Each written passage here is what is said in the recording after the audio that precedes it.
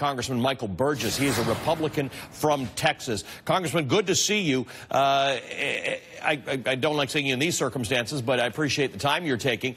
Congressman, thanks for having me on. My pleasure. It's been a while, and yep. You, me, and Will Rogers are still on job. That's right. And Costa's point, this is a hard sell to make it the Schumer shutdown, largely because unless you're watching MSNBC all the time or Fox or CNN, you don't really follow Schumer. People should be watching you all the time. But I don't know the whole country knows who Schumer is.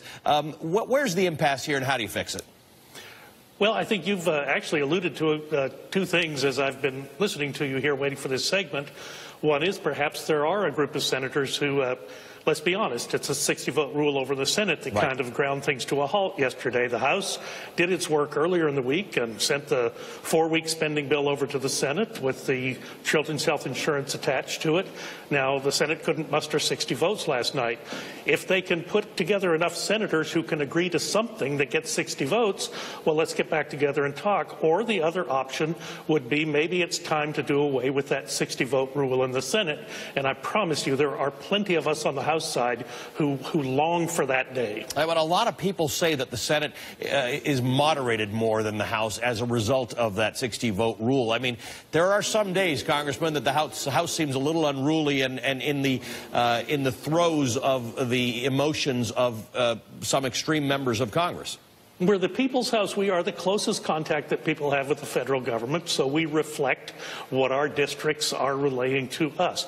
But, you know, really, when you think about it, back in the 1970s, when Richard Nixon was president, Democrats that ran the House and the Senate decided that budgetary votes were very, very difficult, and that the budget could pass with a mere 51 votes. It didn't require 60. Appropriations bills have become just as hard as budgetary votes. My opinion, they should be passing with simple majorities in the Senate. I think that would eliminate a lot of these problems, and in an odd way, it might force us to once again to talk with each other and from time to time deal with each other. Right, and fundamentally, this is the responsibility of Congress to get appropriations. They should be as hard as budgets, I guess, because that's what they are, right? The budget tells you how much you can spend, and the appropriations measures give you the money to actually spend it, and that is what the same rules for both, right? And but the Constitution does say that's your one job, right? I know you're very familiar with the Constitution. A lot of things Congress does are not mandated by the Constitution. Appropriations actually are.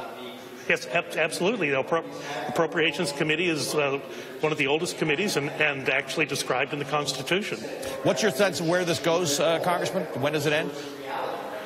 Well, again, I think the two paths forward. One is I'm encouraged that there are groups of senators that are getting together and talking, and if they can put together a 60-vote agreement on something, then great, let's go.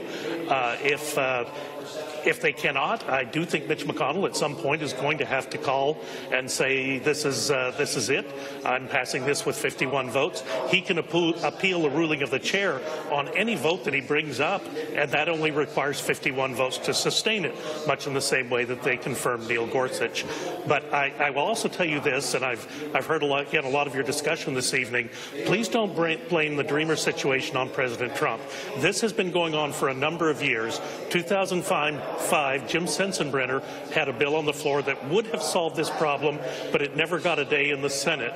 In 2010, remember Senator Durbin's bill, his Dreamer Act, was defeated in the Senate, not by Republicans. Yes, Republicans did vote against it, but again, that 60-vote rule, there were 5 Democrats that voted against his bill, and that's what brought it down. Right. I guess you'd have to argue, though, Representative, that the president's intemperate comments a week ago Thursday have poisoned the well. That's part of the problem. The president went and said things about... Wait a minute. In defense of the president, if you were trying to do something this difficult and you were just in a big meeting where, yeah, maybe tempers got a little hot, walk out to the cameras and make those kind of pronouncements, that is guaranteed to blow up the deal. I do not know why Senator Durbin did that, but he has a history of that type of behavior, and it's fundamentally wrong. Congressman, it's not fundamentally more wrong than calling countries in Africa shitholes. Senator Durbin did the same thing in 2013, accusing, I think, then Majority Leader Eric Cantor of saying something inappropriate to the president at the time. He has a history of doing this, and then it was never corroborated. The president denies it. I'll take the president at his word. If you were serious about getting this done, you would not come out and do that. You don't believe the president said the stuff that he said? The president has not denied it. No, he said he used rough language. He said he does have rough language. I've heard it. The Secretary of Homeland Security did not deny that he said that. I mean, at some point, Congressman, you don't use that kind of language when talking about immigrants. Well, look, again, if you were serious about wanting to get a solution, my opinion, Senator Durbin would not have come out and blown everything up the way he does it. You don't talk about Fight Club, right? Okay, Congressman, always good to talk to you. I appreciate it. I hope this ends soon.